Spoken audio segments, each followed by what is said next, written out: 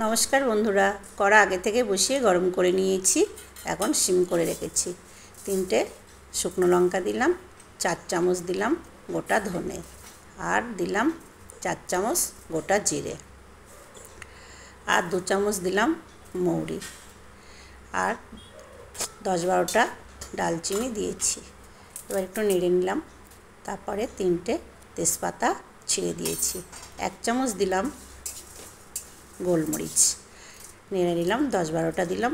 এলাচ আর দুটো star anise আর half চামচ দিলাম লবঙ্গ এবার নেড়ে নিয়েছি ভাজাটা হয়ে এসেছে নামিয়ে নিলাম গন্ধ বেরিয়েছে খুব সুন্দর ঠান্ডা হয়ে গেছে মিক্সিতে গুঁড়ো করে নিলাম নিয়ে একটা কোটোয় ভরে রাখবো এই মশলাটা 15 থেকে 20 দিন ভালো থাকবে যে কোনো সবজিতে খাওয়া যাবে নিরামিষ আমিষ